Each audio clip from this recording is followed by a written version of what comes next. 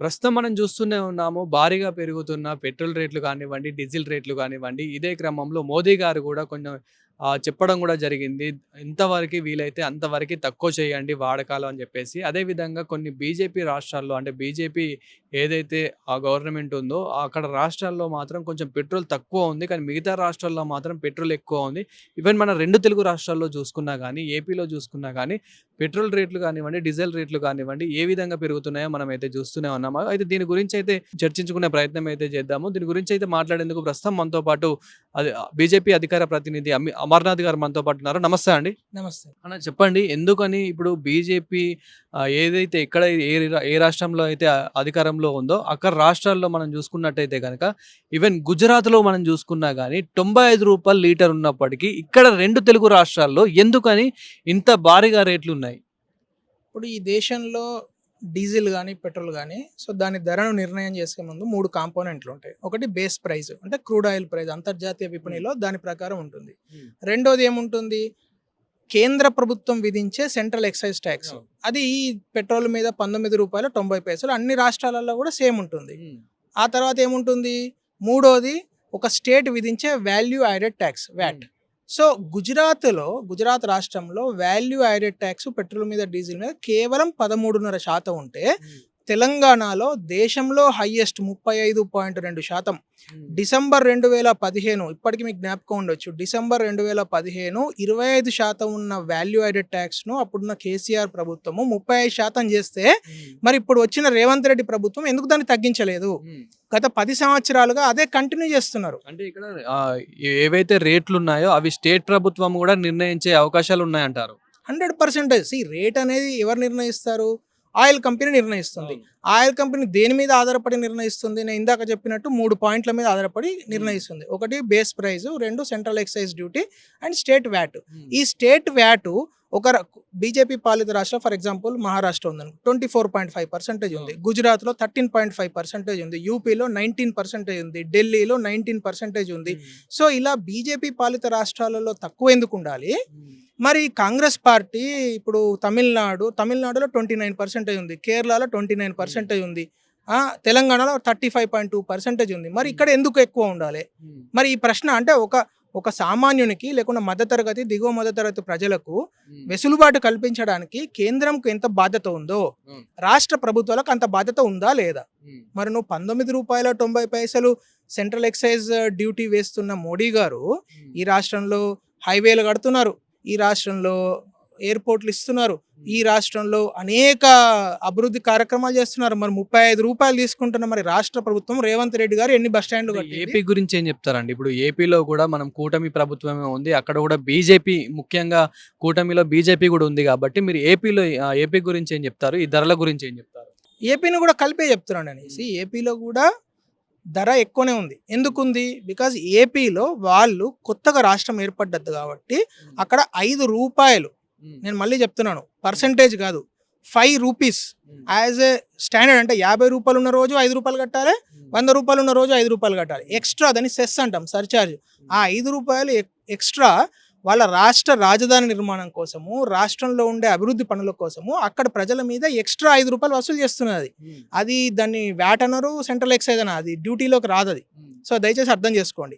ఈ ₹5 ఎక్స్ట్రా వసూలు చేయడం ద్వారా అక్కడ ₹114, ₹113 కనబడుతున్నది. సో ఆంధ్రప్రదేశ్ కానీ, తెలంగాణ కానీ ఇవన్నీ కూడా మొదటి నుంచి కూడా హై వ్యాట్ అంటే వాల్యూ యాడెడ్ ట్యాక్స్. అయితే మీకు గమ్మత్తైన విషయం చెప్తా. తెలంగాణలో వ్యాట్ ఎంత? 35%.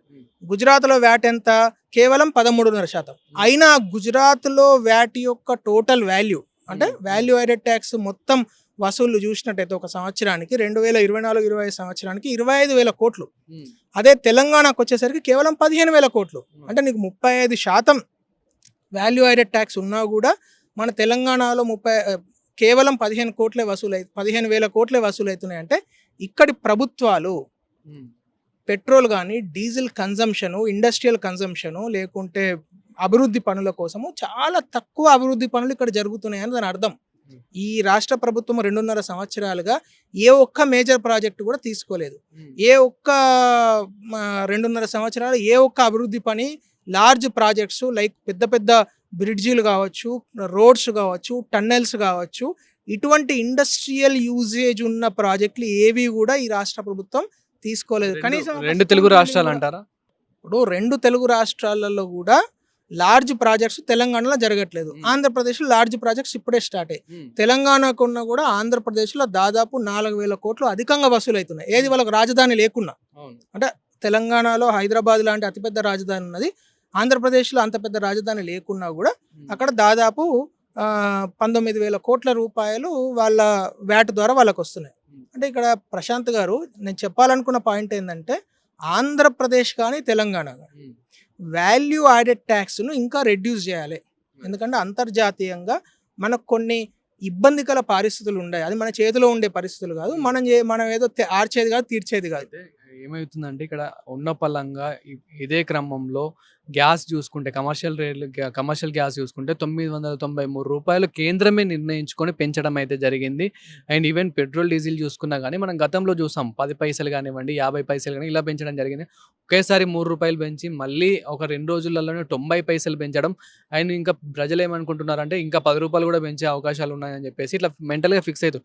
ఇలా అయితే కనుక మరి ఒక సాధారణమైన వ్యక్తి, మీరు అన్నట్టు మరి ఒక సాధారణమైన వ్యక్తి ఇలా బ్రతకాలి అంటే సాధారణమైన వ్యక్తి రోజుకు, ఒక సామాన్యునికి రోజుకు ఎన్ని వందల లీటర్లు ఉపయోగిస్తాడో మీరు ఆలోచించండి. ఈ రోజు ఒక 3 రూపాయలు అనేది చాలా తక్కువ అమౌంట్. నేను మీకు 2 నెంబర్లు చెప్తా. 2004 నుంచి 2014 వరకు UPA 1 UPA 2 హయాంలో ఈ దేశంలో పెట్రోల్ డీజిల్ ప్రైజులు 122% పెరిగినాయి. 122%. ఎన్డీఏ అంటే మోదీ గారి ప్రభుత్వంలో 2014 తర్వాత కేవలం 34% పెరిగింది. మరి 34% పెరిగింది, 12 సంవత్సరాలలో 34% పెరిగింది, 10 సంవత్సరాలలో 122% పెరిగింది. మరి ఎవరిది ఎక్కువ ప్రజలను ఇబ్బంది పెట్టిన ప్రభుత్వము?